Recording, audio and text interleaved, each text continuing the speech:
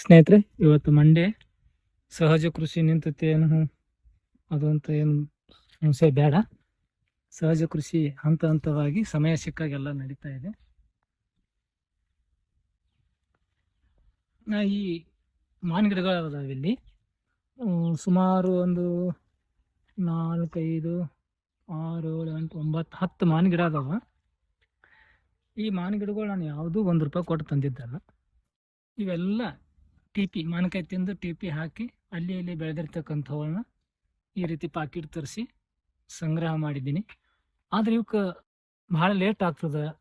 ಇವಕ್ಕೆ ಕಸಿ ಕಟ್ಟಿದ್ರೆ ಬೇಗ ಫಲ ಕೊಡ್ತದೆ.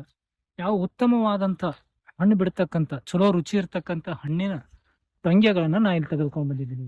ಇವಕ್ಕೆ ಕಸಿ ಕಟ್ಟಕ್ಕೆ ಇವೆರಡು ಇಲ್ಲಿ ತೇಜಿರಾಯ ಬಂತಂದ ಅವನೇನೋ ಚಲೋ ಅದ ಅಂತ. ಈಗ ಇವಕ್ಕೆಲ್ಲಕ್ಕ ಕಟ್ ಮಾಡಿ ನಾನು ಕಸಿ ಕಟ್ಟಿ ಈ ಮಾವಿನ ಗಿಡಗಳನ್ನು ಮುಂದಿನ ಮಳೆಗಾಲದಲ್ಲಿ ಸಹಜ ಕೃಷಿಯಲ್ಲಿ ಉಪಯೋಗಿಸ್ಬೇಕು ಅಂತ ಒಂದೇ ₹1 ಖರ್ಚು ಮಾಡಿಲ್ಲ. 8ರಿಂದ 10 ಮಾವಿನ ಗಿಡ ಸಂಗ್ರಹ ಮಾಡಿದ್ದೀನಿ. ಇವಕ್ಕೆ ಕಸಿ ಕಟ್ತೀನಿ. ಈ ಟೊಂಗೆಗಳು ಹಣ್ಣು ಬಿಟ್ಟಿರ್ತಕ್ಕಂಥದ್ದು ತಂದಿದ್ದೀನಿ. ಇವುಗಳಿಂದ ಅರ್ಧ ಕಟ್ ಮಾಡಿ ಅದಕ್ಕೆ ಕಸಿ ಕಟ್ಟಿ ಅವು ಸರಿಯಾದ ರೀತಿ ಬಂದು ಅಂದ್ರೆ ನೆಕ್ಸ್ಟ್ ಮಳೆಗಾಲಕ್ಕೆ ಇವುಗಳನ್ನ ಹಚ್ತೀನಿ. ನೋಡೋಣ. Thank you. ಧನ್ಯವಾದ.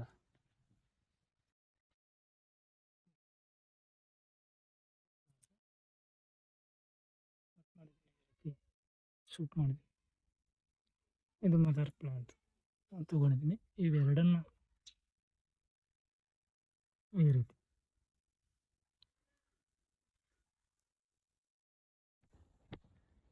ಈ ರೀತಿ ಎಲ್ಲ ಕಸಿ ಕಟ್ಟಿ